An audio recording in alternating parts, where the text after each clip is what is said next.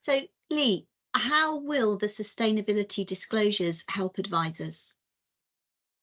Well, I'm very half full on this one. I know there's some negative comments about the extra work involved with labels and that sort of thing.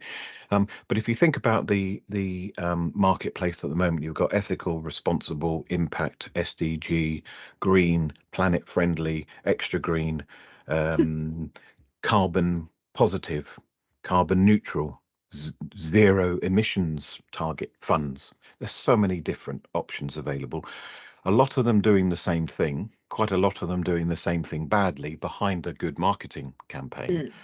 So one of the things the labels are going to introduce is sort of codification. So basically, if a client's interested in anything to do with sustainability, they will be looking for a fund with one of the sustainable labels. Now, ethical sits outside because although you can be sustainable within an ethical fund, its remit is to be ethical. So the focus of the labels is on sustainability. So all those terms I mentioned, green and planet friendly and aren't we lovely and cuddly fund, um, they will need to have a label, or they will need to stop using all that language. They won't be able to use any of those terms in their marketing literature, which is used to draw in money.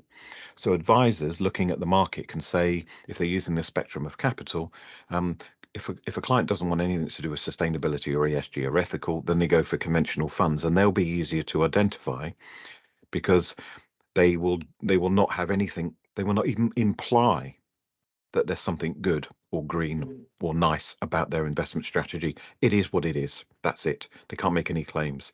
Then you have the labels. So if a client's interested in sustainability, you know where you start. You've got three labels doing different things, but under the sustainability umbrella. And again, if an advisor is using a spectrum capital, the client could say, well, I certainly don't want conventional sustainability. I'm not sure. I think I'll go for ethical. So by talking about the whole thing, um, by saying the whole thing, actually, if you think about it, there's the way we've always done it. There's sustainable labels and there's values at the end. That's actually quite an easy choice. Mm. Okay, they subdivide, but it's the start of a conversation. Um, and so what the labels do is sort of, as I say, codify that, but also um, provide advisors with a lot more information, because it's not simply a question of a fund saying, okay, we're applying for the sustainable improvers. Now let's let the marketing department do their voodoo on it and make it look fantastic. They will actually have to disclose how they do that voodoo in writing and provide examples and update that statement every year. So if you're an advisor and you've had a fantastic pitch, your standard PowerPoint presentation. Look at us, aren't we wonderful? Look, there's some wind turbines. Or look, there's a happy person in our PowerPoint presentation. You've had that, but what's under the lid? What are they actually doing? You've only seen the front end, and the sustainable labels will show you what's under the lid, because funds will have to demonstrate how they're doing the things that they put in their PowerPoint. So if a fund say, oh yes, we regularly engage with companies, okay, then you'll have to disclose who you're engaging with, what your engagement process is, what your red lines are. If a company doesn't change, when do you disinvest? And give examples of um, companies that you're engaging with.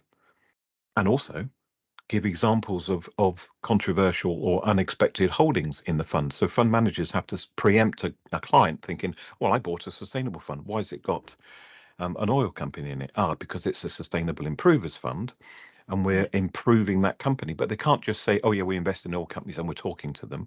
You have to say, these are the oil companies we're investing in. This is what we're talking about. These are our red lines. This is the best oil company that we think as fund managers. So all that information has to come out, none of Right. which has to come out at the moment. So as soon as the sustainable labels arrive, advisors can actually have a hell of a lot more confidence in what providers are telling them, and then they can relay that to their client. So in very simple terms, it's a really good bit of show and tell.